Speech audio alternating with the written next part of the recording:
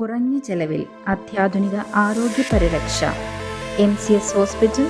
V take care of your health.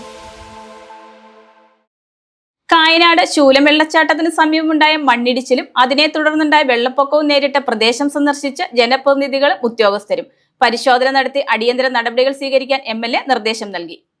മാടാടി പഞ്ചായത്തിലെ കായനാട് ശൂലം വെള്ളച്ചാട്ടത്തിന് സമീപമുണ്ടായ മണ്ണിടിച്ചിലും അതേ തുടർന്നുണ്ടായ വെള്ളപ്പൊക്കവും നേരിട്ട പ്രദേശങ്ങൾ സന്ദർശിച്ച ജനപ്രതിനിധികളും ഉദ്യോഗസ്ഥരും വ്യാഴാഴ്ചയും വെള്ളിയാഴ്ചയും ഉഗ്രശബ്ദത്തോടെ മണ്ണിടിഞ്ഞ പ്രദേശമാണ് MLA ഉൾപ്പെടെയുള്ളവർ സന്ദർശിച്ചത്. അപകടത്തിൽ ആളപായമില്ല എന്നത് ആശ്വാസകരമാണെങ്കിലും പ്രദേശത്തെ കാർഷിക മേഖലയ്ക്കും കൃഷിയിടങ്ങൾക്കും വൻ നാശനഷ്ടമാണ് സംഭവിച്ചിട്ടുള്ളത്.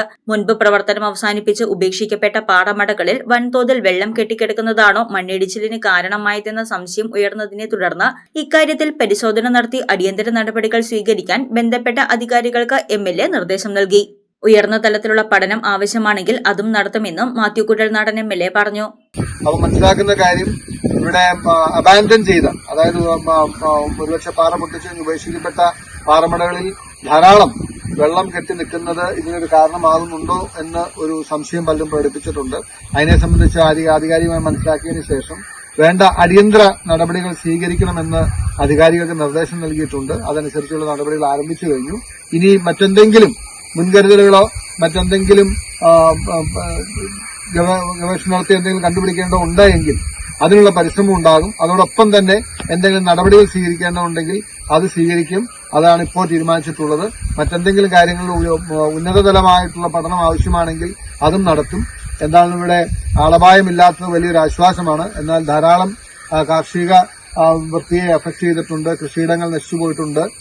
അതുപോലെ വെള്ളം കയറി ഒഴുകിയ പ്രദേശങ്ങളിലുള്ള പ്രയാസങ്ങളും ബുദ്ധിമുട്ടുകളുമുണ്ട്. ഇതിനെല്ലാം കഴിയുന്നത്ര പരിഹാരം കാണാനുള്ള ശ്രമങ്ങൾ വരും ദിവസങ്ങളുണ്ടാകും. വെള്ളം കയറിയ വീടുകളിലെയും പ്രദേശങ്ങളിലെയും പ്രയാസങ്ങൾക്ക് പരമാവധി വേഗത്തിൽ പരിഹാരം കാണാനുള്ള നടപടികൾ സ്വീകരിക്കുമെന്നും അധികൃതർ അറിയിച്ചു. താലൂക്ക് റവന്യൂ ഉദ്യോഗസ്ഥർ, പഞ്ചായത്ത് പ്രസിഡന്റ് ഉൾപ്പെടെയുള്ള ജനപ്രതിനിധികൾ, പഞ്ചായത്ത് അധികൃതർ തുടങ്ങിയവരും MLAയ്ക്കൊപ്പമുണ്ടായിരുന്നു. News desk Muvattupuzha news. സ്വർണം വിൽക്കുവാൻ ഏറ്റവും നല്ലത് നമ്മുടെ അച്ചയൻസ് തന്നെ. കേരളത്തിലെ #1 ഗോൾഡ് ബയേഴ്സ് അല്ലേ അച്ചയൻസ് ഗോൾഡ്. എപ്പോഴും അച്ചയൻസ് ഗോൾഡിൽ ഒന്നാന്തരം വിലയിൽ സ്വർണം വിൽക്കാം. അത് നേരാ. അച്ചയൻസ് ഗോൾഡ് ആകുമ്പോൾ വിശ്വസ്തതയുടെയും കൃത്യതയുടെയും കാര്യത്തിൽ വിശ്വസിക്കാം. വിൽക്കുന്ന സ്വർണത്തിന് കൂടിയ വില കിട്ടും. എല്ലാ ഇടപാടുകൾക്കും സമ്മാനങ്ങളും ഉണ്ട്. അച്ചയൻസ് ഗോൾഡ് 20 വർഷത്തെ പാരമ്പര്യം, 26 ഷോറൂമുകൾ. കോൾ 8590046916.